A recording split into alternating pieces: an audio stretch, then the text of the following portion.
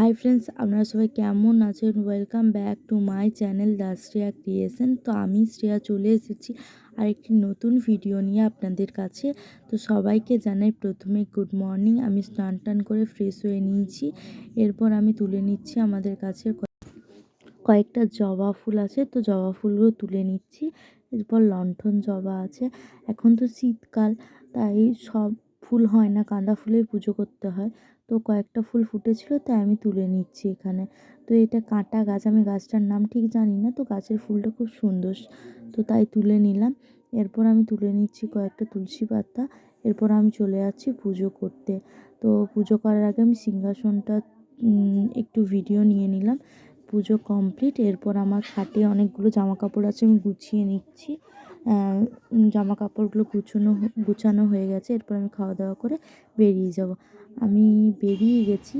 তো আমাকে একটা বন্ধু ছাড়তে যাচ্ছে, তো আমি এখন এরকম বাড়ি থেকে একদম ডাইরেক্ট ওই দিদিটার বাড়ি যাচ্ছি। আজকে আমি মডেল হিসেবে সাজবো। তো আমার লুকটা কেমন লাগছে আপনারা অবশ্যই জানাবেন।